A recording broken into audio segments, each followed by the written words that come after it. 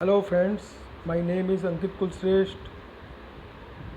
I am the assistant professor in Mechanical Engineering Department, Babu Banarasi Das university Lucknow.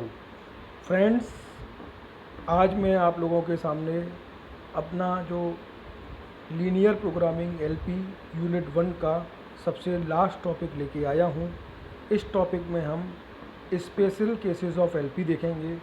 Special cases of LP का मतलब इसमें हम special cases of graphical method as well as special cases of simplex method. Simplex method में special cases क्या क्या क्या होते हैं और ग्राफिकल मेथड में स्पेशल केसेस में क्या होता है, हम इस बारे में पढ़ने जा रहे हैं।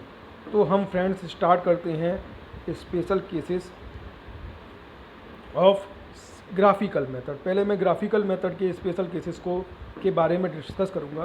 फ्रेंड्स, मैंने आप लोगों को रिडंडेंट कंस्ट्रेंट और बाइंडिंग कंस्ट्रेंट का कॉन्सेप्ट तो बताया था। तो मैंने बताया था कि वो कंस्ट्रेंट जो हमारे फिजिबल रीजन का पार्ट होते हैं, जो हमारा फिजिबल रीजन बनता है उसमें पार्टिसिपेट करते हैं जो कंस्ट्रेंट, वो सभी कंस्ट्रेंट हमारे बाइंडिंग कंस्ट्रेंट कहलाते हैं। और वो कंस्ट्रेंट जो क्वेश्चन में मौजूद हैं बट हमारे फाइनल फिजिबल सॉल्यूशन का पार्ट नहीं होते, वो कंस्ट्रेंट हमारे रिडंडेंट कंस्ट्रेंट कहलाते हैं। मतलब वो कंस्ट्रेंट का कोई सिग्निफिकेंट, ऐसे कंस्ट्रेंट जो फिजिबल रीजन का पार्ट नहीं बनते, ऐसे कंस्ट्रेंट का हमारे सॉल्यूशन में कोई पार्टिसिपेशन नहीं होता, ऐसे कंस्ट्रेंट को हम रिडंडेंट कंस्ट्रेंट कहते हैं। तो बाइंडिंग कंस्ट्रेंट हमारे मेन कंस्ट्रेंट हैं जो हमारे फिजिबल रीजन का पार्ट बन रहे हैं। तो पहला हम स्पेशल केस लेते हैं इनफाइनाइट और मल्टी ऑप्टिमल सॉल्यूशन। फ्रेंड्स, मैंने अभी तक जितनी भी प्रॉब्लम आप लोगों के साथ डिस्कस की उसमें हमने जो भी देखा कि किसी भी ग्राफिकल प्रॉब्लम को सॉल्व करने के बाद हमारा x1 और x2 की एक वैल्यू आई थी। मतलब कहने का मतलब ये हुआ कि उस केस में हमारा x1 और x2 की एक वैल्यू आ गई, तो वो हमारे सॉल्यूशन यूनिक सॉल्यूशन हुए। ऐसे यूनिक सॉल्यूशन क्या होता है, जब हमारा फिजिबल रीजन बनता है और उसके बाद x1 और x2 की एक पर्टिकुलर वैल्यू आती है, ऐसे सॉल्यूशन को हम यूनिक सॉल्यूशन कहते हैं। अब हम दूसरी बात कर रहे हैं, कभी कभी ऐसा होता है कि हर क्वेश्चन का यूनिक सॉल्यूशन नहीं होता, कुछ क्वेश्चन का सॉल्यूशन यूनिक सॉल्यूशन से भी अलग होता है। तो पहला केस डिस्कस करें इनफाइनाइट और मल्टी ऑप्टिमल सॉल्यूशन। इनफाइनाइट और मल्टी ऑप्टिमल सॉल्यूशन कैसे फाइंड होता है? We get unique solution when the slope of objective function is different from the slope of constraint. यदि हमारे ऑब्जेक्टिव फंक्शन की जो स्लोप है वो हमारे बाइंडिंग कंस्ट्रेंट की स्लोप से डिफरेंट होगी, तो डेफिनेटली जो हमारा सॉल्यूशन आएगा वो यूनिक सॉल्यूशन आएगा। अब कभी कभी ऐसा होता है कि if the slope of objective function is equals to the slope of binding constraint, then the solution may be unique और infinite. There is two condition for infinite solution. First condition, this constraint does not a redundant constraint or not non necessary constraint. यदि हमारा कोई ऐसा constraint, हमारे objective function की जो slope है वो रिडंडेंट कंस्ट्रेंट की स्लोप के बराबर हो गई, तो उस केस में बेशक हमारी स्लोप हमारे रिडंडेंट कंस्ट्रेंट की ऑब्जेक्टिव फंक्शन की स्लोप रिडंडेंट कंस्ट्रेंट की स्लोप के बराबर है, पर हमारे बाइंडिंग कंस्ट्रेंट की स्लोप से डिफरेंट है, तो उस केस में जो सॉल्यूशन आएगा वो यूनिक सॉल्यूशन आएगा। बट यदि हमारे ऑब्जेक्टिव फंक्शन की जो स्लोप है वो हमारे बाइंडिंग कंस्ट्रेंट के स्लोप के बराबर हो गई, किसी भी बाइंडिंग कंस्ट्रेंट की स्लोप के बराबर हो गई, तो उस केस में हमारा जो सॉल्यूशन होगा वो क्या सॉल्यूशन होगा? That solution is known as infinite और मल्टी ऑप्टिमल सॉल्यूशन। तो दिस इज़ द कंडीशन कि भाई हम क्वेश्चन में कोई भी कंस्ट्रेंट हमारा, यदि कंडीशन में यदि हमारा क्वेश्चन आए कि ऐसे क्वेश्चन आए कि find the solution of particular question, कोई क्वेश्चन हमारा दिया हो और ऑप्शन में लिखे हो कि unique solution, infinite solution, unbounded solution ऐसा सिचुएशन आती है, तो उस केस में आपको सबसे पहले देखनी पड़ेगी क्या ग्राफ बनाएंगे। सबसे पहले तो हम ग्राफ बनाएंगे, उसका उन कंस्ट्रेंट की हेल्प से अपना एक ग्राफ बनाएंगे। फिर देखेंगे कि हमारा जो फिजिबल रीजन आया है उसमें जो कंस्ट्रेंट इन्वॉल्व हो रहे हैं, तो कहीं किसी भी कंस्ट्रेंट की स्लोप हमारे ऑब्जेक्टिव फंक्शन की स्लोप के बराबर तो नहीं है। यदि किसी भी सिचुएशन में हमारे कंस्ट्रेंट की स्लोप, हमारे बाइंडिंग कंस्ट्रेंट की स्लोप ऑब्जेक्टिव फंक्शन की स्लोप के बराबर हो गई, तो हम उस क्वेश्चन का आंसर टिक करेंगे कि उस क्वेश्चन का जो आंसर होगा वो इनफाइनाइट सॉल्यूशन या फिर मल्टी ऑप्टिमल सॉल्यूशन होगा। फ्रेंड्स, तो आई होप आप लोगों को समझ में आ गया होगा कि मैं तो ध्यान देने वाली बात सिर्फ इतनी है कि यदि हमारे ऑब्जेक्टिव फंक्शन की स्लोप बाइंडिंग कंस्ट्रेंट की स्लोप के बराबर है, तो ऐसे सिचुएशन में हमारा इनफाइनाइट सॉल्यूशन होगा। यदि हमारे ऑब्जेक्टिव फंक्शन की स्लोप बाइंडिंग कंस्ट्रेंट की किसी भी बाइंडिंग कंस्ट्रेंट की स्लोप के बराबर नहीं है, डिफरेंट है, तो उस केस में हमारा जो सॉल्यूशन आता है वो यूनिक सॉल्यूशन आता है। अब दूसरा है स्पेशल केस में अनबाउंडेड सॉल्यूशन। अनबाउंडेड सॉल्यूशन के लिए आप देख रहे हैं, मान लीजिए हमने किसी भी, यहाँ पे आप देख रहे हैं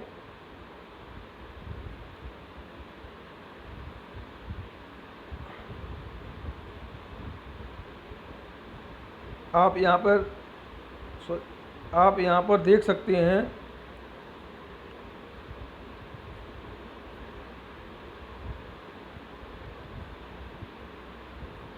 आप यहाँ पर देख सकते हैं, इस ग्राफ में देखेंगे तो मान लीजिए हमारी सिचुएशन क्वेश्चन दिया है, हमारा मैक्सिमाइजेशन का प्रॉब्लम है और जो कंस्ट्रेंट दिए हुए हैं वो ग्रेटर देन और इक्वल टू टाइप में दिए हैं और क्वेश्चन है हमारा मैक्सिमाइजेशन का। तो जब हम इसका स्लोप बनाएंगे, जब हम इसका ग्राफ बनाएंगे, तो ग्राफ कुछ इस तरीके से आएगा। ग्राफ जो ड्रॉ होगा वो किस इस तरीके से होगा कि मैक्सिमाइजेशन का मतलब हमारी बाउंड्री जो फिजिबल रीजन बने उसका सबसे आउटर मोस्ट पॉइंट। बट जब प्रॉब्लम में मैक्सिमाइजेशन है, कंस्ट्रेंट दिए हैं मिनिमाइजेशन के, तो हम उस केस में एक बाउंडेड रीजन नहीं कभी पा पाएंगे। उस केस में रीजन हमारा मिनिमाइजेशन की प्रॉब्लम में हमेशा रीजन जो शुरू ग्रेटर देन और इक्वल टू कंस्ट्रेंट जब होते हैं, तो जो हमारा रीजन होता है वो मिनिमम से लेके इनफाइनाइट तक जाता है। और प्रॉब्लम में मैक्सिमाइजेशन कह दिया तो कभी हम उसमें एक जो है मैक्सिमम पॉइंट का फिजिबल रीजन का कोई मैक्सिमम पॉइंट तो एग्जिट कर रहा है, पर वो कहाँ है, इनफाइनाइट पर है। तो ऐसी सिचुएशन में जो हमारा सॉल्यूशन होता है वो हमारा अनबाउंडेड या उस केस में हम अपने रीजन को बाउंड नहीं कर पा रहे हैं, इस वजह से जो हमारा जो सॉल्यूशन आता है वो अनबाउंडेड सॉल्यूशन आता है। तो आई होप आप लोगों को अनबाउंडेड सॉल्यूशन का समझ में आ गया होगा। जैसे मैं एक एग्जाम्पल लूँ फ्रेंड्स, मैं एक एग्जाम्पल लेके मैं आपको समझा रहा हूँ। मान लीजिए मैं थोड़ा सा देखता हूँ, एक एग्जाम्पल की हेल्प से थोड़ा सा फ्रेंड्स मैं आप लोगों को समझाने की कोशिश करता हूँ। मान लीजिए एक हमारी प्रॉब्लम लिखी हुई है maximization z equals to 3x1 plus 4x2। This is our objective function और कंस्ट्रेंट है हमारा 2x1 प्लस 5x2 इज ग्रेटर देन और इक्वल्स टू 10, पहला कंस्ट्रेंट। दूसरा कंस्ट्रेंट हमारा 3x1 प्लस 5x2 इज ग्रेटर देन और इक्वल्स टू 15। ये हमारा ये ग्रेटर देन और इक्वल्स टू 30, सॉरी, यहाँ हमारा जो लेंगे वो ग्रेटर देन और इक्वल्स टू 30 आ गया।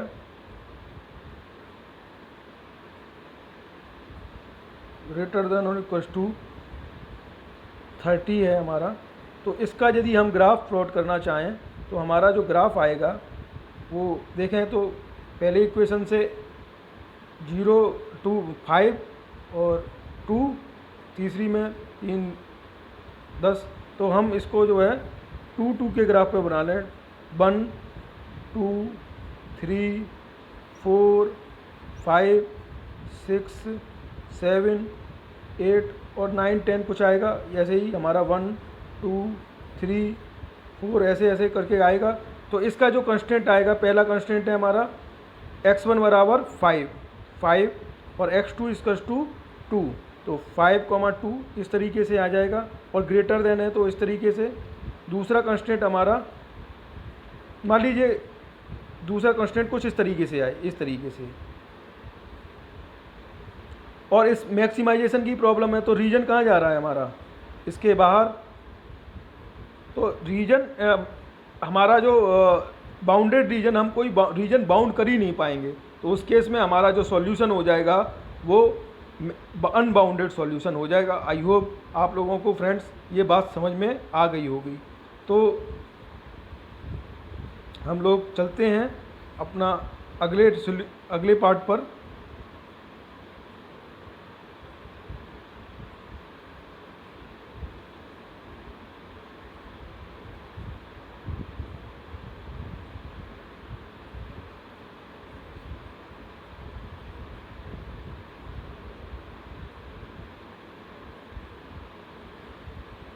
तो हमारा अनबाउंडेड सॉल्यूशन वाली बात जो है आप लोगों को समझ में आ गई होगी कि हमारा प्रॉब्लम तो हो मैक्सिमाइजेशन की, और कंस्टेंट दिए हों ग्रेटर देन और इक्वल टू, यानी मिनिमाइजेशन वाले कंस्टेंट दे दिए हों, तो उस केस में हम कोई भी रीजन बाउंड नहीं कर पाएंगे, तो उस केस में हमारा जो सॉल्यूशन होगा वो अनबाउंडेड सॉल्यूशन होगा।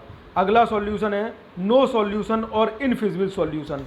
नो सॉल्यूशन और इनफिजिबल सॉल्यूशन में हमारा कोई भी रीजन, हम फिजिबल रीजन बनाने में ही नाकाम हो, चाहे वो बाउंडेड हो चाहे अनबाउंडेड हो, हम कोई भी किसी भी तरीके से कोई भी, जैसे मान लीजिए दो कंस्ट्रेंट कुछ इस तरीके से हैं, जैसे इस फिगर में आप लोगों को दिखाया गया है। दो कंस्ट्रेंट कुछ इस तरीके से हैं, एक constraint greater than equal to type और एक constraint less than equal to type, और वो कहीं भी कट नहीं कर रहे एक दूसरे को, बिल्कुल इंडिपेंडेंट हैं। तो ऐसे केस में कोई भी फिजिबल रीजन नहीं आएगा। जब फिजिबल रीजन होगा ही नहीं, तो उस केस में जो सॉल्यूशन होंगे वो नो सॉल्यूशन या इनफिजिबल सॉल्यूशन होंगे। तो फ्रेंड्स ये तो बात हो गई हमारी ग्राफिकल मेथड के हिसाब से स्पेशल केसेस। तो पहला हमारा स्पेशल केसेस था इन मल्टी ऑप्टिमल सॉल्यूशन या इनफाइनाइट सॉल्यूशन। जब इसके लिए कंडीशन क्या है, जब हमारे ऑब्जेक्टिव फंक्शन की स्लोप हमारे किसी भी बाइंडिंग कंस्ट्रेंट की स्लोप के बराबर हो जाती है, तो उस केस में हमारा जो सॉल्यूशन आता है वो मल्टी ऑप्टिमल सॉल्यूशन आता है। यदि ऑब्जेक्टिव फंक्शन की स्लोप किसी भी बाइंडिंग कंस्ट्रेंट की स्लोप के बराबर नहीं है, अलग है, तो उस केस में नो डाउट जो हमारा सॉल्यूशन आएगा वो यूनिक सॉल्यूशन आएगा। फिर दूसरा है हमारा अनबाउंडेड सॉल्यूशन। जैसे प्रॉब्लम हो मैक्सिमाइजेशन की और कंस्ट्रेंट दिए हुए हैं greater than equal to type, तो उस केस में सॉल्यूशन तो एग्जिट करेगा पर वो इनफाइनाइट पर करेगा। जो बाउंडेड रीजन होगा वो इनफाइनाइट तक जाएगा और मैक्सिमाइज वैल्यू जो है वो इनफाइनाइट तक जाएगी। तो ऐसे केस में जो हमारा सॉल्यूशन होगा वो अनबाउंडेड सॉल्यूशन होगा। और नो सॉल्यूशन या इनफिजिबल सॉल्यूशन में यदि हम ऑब्जेक्ट किसी भी तरीके से कोई भी हम फिजिबल रीजन नहीं, चाहे बाउंडेड चाहे अनबाउंडेड, कोई भी फिजिबल रीजन हम पकड़ नहीं पा रहे हैं अपने क्वेश्चन की हेल्प से, तो उस केस में हमारा जो सॉल्यूशन होगा वो नो सॉल्यूशन या इनफिजिबल सॉल्यूशन होगा। तो आई होप फ्रेंड्स आप लोगों को ग्राफिकल मेथड के जो स्पेशल केसेस हैं वो समझ में आ गए होंगे। अब मैं सिंप्लेक्स मेथड के स्पेशल केसेस के बारे में आप लोगों से डिस्कस करता हूँ। तो सिंप्लेक्स मेथड के स्पेशल केसेस के बारे में बात करूँ तो पहला है हमारा इनफाइनाइट सॉल्यूशन और मल्टी ऑप्टिमल सॉल्यूशन। तो इनफाइनाइट और multi optimal solution in case of simplex क्या कंडीशन आएगी। मान लीजिए फ्रेंड्स, जैसा कि इस फिगर में आप लोगों में आपको दिखाया गया है, जिसको मैंने टिक किया है, इसमें आपका क्या है, जैसे हमारा यूनिक सॉल्यूशन क्या होगा, कब होता है। पहले हम यूनिक सॉल्यूशन जानते हैं। मान लीजिए हमने कोई टेबल बनाई, अपना जो है मैट्रिक्स बनाई, मैट्रिक्स बनाने के बाद हमारा जो सॉल्यूशन आया, डेल्टा जे की वैल्यू क्या होनी चाहिए, जो हमारे बेसिस वेरिएबल यानी कि x1 और x2 जो हमारे बेसिस वेरिएबल हैं उनकी तो डेल्टा जे की वैल्यू 0 आए, बट हमारे जो नॉन बेसिस वेरिएबल हैं उनकी जो वैल्यू आए डेल्टा जे वैल्यू वो नेगेटिव आनी चाहिए। जब हमारी बेसिस वेरिएबल की वैल्यू 0 आती है और जो हमारे नॉन बेसिस वेरिएबल हैं उनकी वैल्यू नेगेटिव आती है in case of maximization problem में हमारा यदि बेसिस वेरिएबल की वैल्यू 0 आती है और नॉन बेसिस वेरिएबल हमारे x1 x2 x3 होते हैं और नॉन बेसिस वेरिएबल हमारे s1 s2 s3 होते हैं, तो basis variable x1 x2 x3 की वैल्यू 0 आनी चाहिए और non basis variable s1 s2 s3 की सबकी वैल्यू नेगेटिव आनी चाहिए, तभी हमारा जो सॉल्यूशन होता है वो यूनिक सॉल्यूशन होता है। अब यदि ऐसा हो जाए कि हमारे बेसिस वेरिएबल के साथ साथ किसी भी नॉन बेसिस वेरिएबल यानी कि basis variable x1 x2 x3 की वैल्यू तो 0 आए, पर किसी भी नॉन बेसिस वेरिएबल यानी कि आइदर s1 s2 s3 में किसी एक नॉन बेसिस वेरिएबल की या तीनों नॉन बेसिस वेरिएबल की या किसी दो नॉन बेसिस वेरिएबल की वैल्यू जो है डेल्टा जे वैल्यू 0 आ जाए, तो उस केस में हमारा जो सॉल्यूशन होता है वो हमारा इनफाइनाइट सॉल्यूशन होता है। तो सिंप्लेक्स मेथड का मैं इनफाइनाइट सॉल्यूशन पकड़ने का तरीका क्या है, हम डेल्टा जे वैल्यू देखेंगे और देखेंगे क्या किसी नॉन बेसिस वेरिएबल की वैल्यू ऐसा तो नहीं है कि 0 हो डेल्टा जे रो में, जो फाइनल हमारा जो सारा ऑपरेशन लगाने के बाद जो हमारी फाइनल जो स्टेप में जो जिसमें हम सॉल्यूशन निकाल रहे हैं उसमें हमारी ऑप्टिमल मैट्रिक्स में हम चेक करेंगे कि कहीं ऐसा तो नहीं है कि हमारे जो non basis variable s1 s2 s3 हैं उनकी वैल्यू किसी की वैल्यू 0 तो नहीं है। यदि 0 है तो हमारा डेफिनेटली उसका जो सॉल्यूशन होगा वो इनफाइनाइट सॉल्यूशन होगा।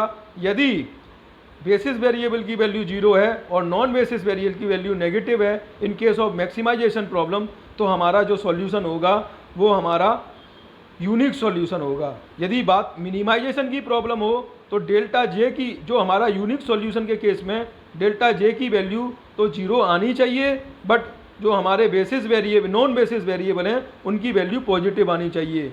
यदि कहीं ऐसा हो गया कि हमारा मिनिमाइजेशन की प्रॉब्लम में जो फाइनल हमारी ऑप्टिमल मैट्रिक्स है उसमें बेसिस वेरिएबल की वैल्यू तो 0 है, बट किसी भी नॉन बेसिस वेरिएबल की वैल्यू पॉजिटिव आने की बजाय 0 हो गई, तो उस केस में भी हमारा जो सॉल्यूशन हो जाएगा उस केस में मिनिमाइजेशन के केस में हमारा इनफाइनाइट या मल्टी ऑप्टिमल सॉल्यूशन आंसर होगा। फ्रेंड्स आई होप आप लोगों को ये बात समझ में आ गई होगी। अब मेरा दूसरी बात है अनबाउंडेड सॉल्यूशन कब आता है।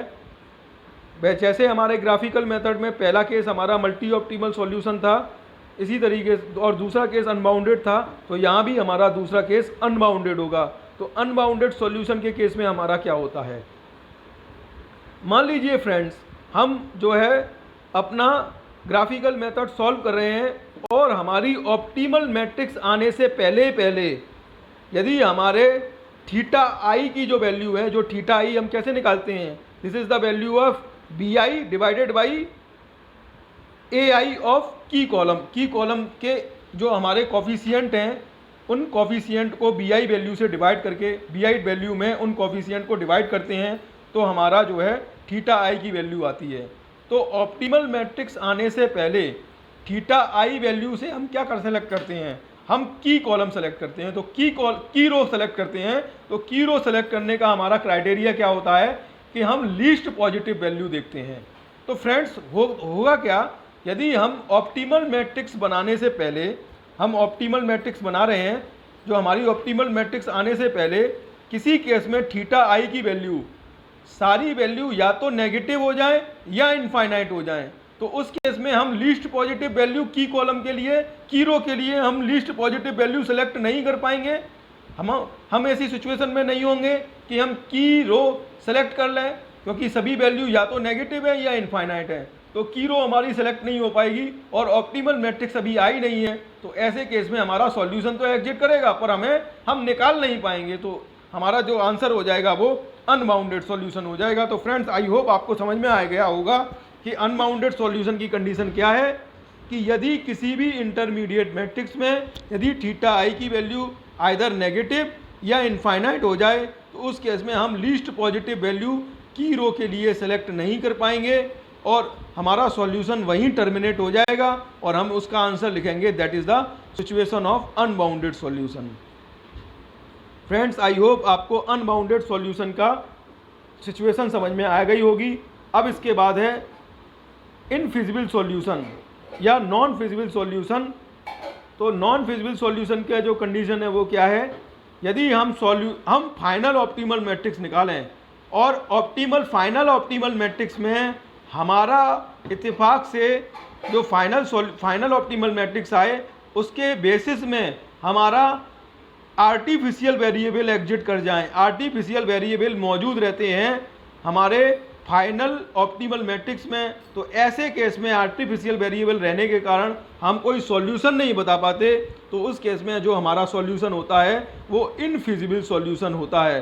तो आई होप फ्रेंड्स आप लोगों को infeasible solution in case of simplex method समझ में आ गया होगा। अब हम बात करें कि एक और यहाँ चीज़ आती है जो हमारे ग्राफिकल मेथड में नहीं आती पर हमारे सिंप्लेक्स मेथड में आती है। डुअलिटी क्या होती है, degeneracy, the concept of degeneracy.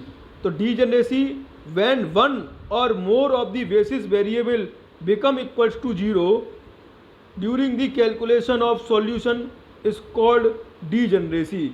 मतलब फ्रेंड्स कहने वाली बात ये हुई कि यदि हम अपना ऑप्टिमल सॉल्यूशन निकाल रहे हैं और ऑप्टिमल सॉल्यूशन निकालते समय जो हमारी फाइनल ऑप्टिमल मैट्रिक्स आई उस फाइनल ऑप्टिमल मैट्रिक्स में हमारे बेसिस में मान लीजिए x1 x2 x3 ये जो हमारे बेसिस वेरिएबल हैं वही रहेंगे और उन बेसिस वेरिएबल की में किसी भी वेरिएबल की जो वैल्यू है bi वैल्यू, हमारा जो आंसर हमारा bi वैल्यू होती है और किसी भी बेसिस वेरिएबल की वैल्यू फाइनल ऑप्टिमल मैट्रिक्स में यदि 0 हो जाती है तो उस केस में हमारा जो सॉल्यूशन होगा तो हम कहेंगे कि यहाँ डीजनरेसी है। जनरली जो हमारा यूनिक सॉल्यूशन आता है, जो हमारा ऑप्टिमल सॉल्यूशन आता है, उसके बेसिस में जो वेरिएबल होते हैं, जो बेसिस वेरिएबल होते हैं उनकी फाइनल जो हमारी जो मैट्रिक्स होती है, ऑप्टिमल मैट्रिक्स होती है, उनमें हमारी bi की वैल्यू पॉजिटिव आती हैं और यदि इत्तेफाक से पॉजिटिव की जगह किसी भी बेसिस वेरिएबल की bi वैल्यू 0 आ गई तो उस केस में हम कहते हैं कि यहाँ डीजनरेसी है। तो फ्रेंड्स मैं लास्ट में समराइज़ करता हूँ, थोड़ा सा मैं आप लोगों को कंपैरिजन बताता हूँ कि ग्राफिकल मेथड और हमारा सिंप्लेक्स मेथड में कैसे आप पता कर लेंगे। तो पहली बात आई इनफाइनाइट सॉल्यूशन या मल्टी ऑप्टिमल सॉल्यूशन। तो फ्रेंड्स हमारा जो ग्राफिकल मेथड होगा उसमें हम मल्टी ऑप्टिमल सॉल्यूशन कैसे फाइंड करेंगे, यदि हमारे ऑब्जेक्टिव फंक्शन की स्लोप किसी भी बाइंडिंग कंस्ट्रेंट की स्लोप के बराबर हो जाए तो उस केस में हमारा जो सॉल्यूशन आएगा वो मल्टी ऑप्टिमल सॉल्यूशन आ जाएगा। यदि फ्रेंड्स हम जब बात करें सिंप्लेक्स की, तो सिंप्लेक्स के केस में हमारा मल्टी ऑप्टिमल सॉल्यूशन कब आएगा, यदि हमारा जो फाइनल ऑप्टिमल मैट्रिक्स आई उस फाइनल ऑप्टिमल मैट्रिक्स में किसी भी नॉन बेसिस वेरिएबल जो हमारे S1 S2 S3 जो हमारे नॉन बेसिस वेरिएबल होते हैं उन नॉन बेसिस वेरिएबल की डेल्टा J वैल्यू किसी भी नॉन बेसिस वेरिएबल की 0 हो जाएगी तो उस केस में हमारा जो सॉल्यूशन होगा सिंप्लेक्स के केस में वो इनफाइनाइट या मल्टी ऑप्टिमल सॉल्यूशन होगा। फिर बात करें हम अनबाउंडेड सॉल्यूशन की, जैसे फ्रेंड्स मैंने बताया कि ग्राफिकल मेथड में अनबाउंडेड सॉल्यूशन की सिचुएशन कब आती है, जब हमारा प्रॉब्लम दिया हो मैक्सिमाइजेशन का और कंस्ट्रेंट दिए हो greater than equal to type, तो उस केस में हम कोई भी जो है रीजन हमारा एक बाउंडेड रीजन तो होगा पर जो हमारा सॉल्यूशन होगा वो उस रीजन में इनफाइनाइट पर एग्जिट कर रहा होगा। सॉल्यूशन तो पॉसिबल है बट वो इनफाइनाइट पे है। तो इस केस में ऐसे सिचुएशन में हमारा जो आंसर होता है ग्राफिकल मेथड में हम अनबाउंडेड सॉल्यूशन के होता है। बट जब हम बात करें सिंप्लेक्स की, तो सिंप्लेक्स में क्या हो कि जो हमारा ऑप्टिमल मैट्रिक्स आने से पहले हमारी जो थीटा आई की जो वैल्यू है जिसको हम bi अपॉन AI ऑफ की कॉलम कहते हैं, इनका जो रेशियो का जो थीटा आई वैल्यू है वो हमारी नेगेटिव या इनफाइनाइट आ जाएं, तो उस केस में हम क्या करेंगे, हम कोई फाइनल एक की रो सेलेक्ट नहीं कर पाएंगे, हम की रो सेलेक्ट करने में एबल नहीं होंगे, तो हमारा जो आंसर मैट्रिक्स होगी वहीं टर्मिनेट हो जाएगी। तो उस केस में हमारा जो सॉल्यूशन होगा वो हमारा अनबाउंडेड सॉल्यूशन होगा। सॉल्यूशन तो एग्जिट कर रहा है पर हम बाउंड नहीं कर पा रहे हैं, अनबाउंडेड सॉल्यूशन है। यदि फ्रेंड्स तीसरी बात करें हमारे इनफिजिबल सॉल्यूशन की, तो जब फ्रेंड्स इनफिजिबल सॉल्यूशन में हमारा क्या होता है कि हम अपनी जो है हमारा ग्राफिकल मेथड में कि हमारा जो जितने भी कंस्ट्रेंट दिए हुए हैं उन कंस्ट्रेंट की हेल्प से हम कोई भी रीजन बाउंड नहीं कर पा रहे हैं। सारे के सारे भी रीजन, सारे कंस्ट्रेंट अलग थलग पड़े हुए हैं, उससे कोई फाइनल एक बाउंडेड रीजन नहीं मिल पा रहा है, चाहे इनफाइनाइट हो चाहे फाइनाइट बाउंडेड रीजन हो, हम कोई भी बाउंडेड रीजन फाइंड नहीं कर पा रहे हैं। तो ऐसे केस में, ग्राफिकल केस में हम कह देंगे कि वो हमारा जो सॉल्यूशन है वो इनफिजिबल सॉल्यूशन है। जबकि हम बात करें सिंप्लेक्स मेथड की, तो यदि सिंप्लेक्स मेथड में हमारे जो फाइनल ऑप्टिमल मैट्रिक्स आए, उस ऑप्टिमल मैट्रिक्स में बेसिस में हमारे आर्टिफिशियल वेरिएबल रह जाएं, तो उस केस में हमारा जो आंसर हो जाएगा वो हमारा इनफिजिबल सॉल्यूशन हो जाएगा। और हमारे ग्राफिकल मेथड में हम कहीं डीजनरेसी नहीं देखते, बट हमारा सिंप्लेक्स में एक और आता है डीजनरेसी। तो डीजनरेसी क्या होती है, जैसे हमारा यूनिक सॉल्यूशन होता है तो हमारी जो फाइनल ऑप्टिमल मैट्रिक्स आती है यूनिक सॉल्यूशन में, उस फाइनल ऑप्टिमल मैट्रिक्स में हमारी जो बेसिस में वेरिएबल हैं, जो बेसिस वेरिएबल हैं x1 x2 x3, उनकी जो वैल्यू होती है वो पॉजिटिव होती है। बट फ्रेंड्स यदि हमारे जो बेसिस, अब हमारा जो यदि हम कहीं सिचुएशन ऐसी फंस जाए कि हमारी फाइनल ऑप्टिमल मैट्रिक्स में जो हमारे बेसिस में जो वेरिएबल हैं उनमें किसी भी वेरिएबल की BI वैल्यू 0 हो जाए, तो उस केस में हम कहें पॉजिटिव की बजाय 0 वैल्यू आ जाए, तो उस केस में हम कहेंगे कि हमारे इस सॉल्यूशन में डीजनरेसी है। आई होप फ्रेंड्स ये जो स्पेशल केसेस हैं वो आप लोगों को समझ में आ गए होंगे। ये फ्रेंड्स इसका मैं ये एक स्पेशल लेक्चर इसलिए बनाया इन दोनों स्पेशल केसेस का, क्योंकि बहुत से कंपटीशन एग्जाम में आपके साथ से डायरेक्ट क्वेश्चन पूछे जाते हैं। गेट में कई बार आया है कि मैट्रिक्स बना के दे दी होगी और आपको जो है सिंप्लेक्स में एक फाइनल मैट्रिक्स दे दी होगी और आपसे पूछा होगा कि बताइए इसका सॉल्यूशन क्या है। तो आपको जब तक नहीं मालूम होगा कि इनफाइनाइट की कंडीशन क्या है, अनबाउंडेड की कंडीशन क्या है, इनफिजिबल होने की कंडीशन क्या है, डीजनरेसी की कंडीशन क्या होती है, तब तक फ्रेंड्स आप उस क्वेश्चन का आंसर नहीं कर पाएंगे। या ग्राफिकल क्वेश्चन में भी कभी कभी ऐसे पूछ लिया जाता है कि इसका बताइए यूनिक सॉल्यूशन है, इनफाइनाइट सॉल्यूशन है, कई बार पूछा गया है ऐसा क्वेश्चन। तो उस केस में यदि जब तक आपको कंडीशन नहीं मालूम होंगी तब तक आप लोग फ्रेंड्स आंसर नहीं कर पाएंगे। तो फ्रेंड्स आई होप आप लोगों को ये स्पेशल केसेस अच्छे से समझ में आ गए होंगे। तो फ्रेंड्स ये हमारा जो ग्राफिकल मेथड और सिंप्लेक्स मेथड के स्पेशल केसेस भी ओवर हो गए, और इसके साथ ही मेरा ऑपरेशनल रिसर्च का मॉड्यूल नंबर 1 भी कंप्लीट होता है। Okay friends, thank you for watching my video friends, bye and good night.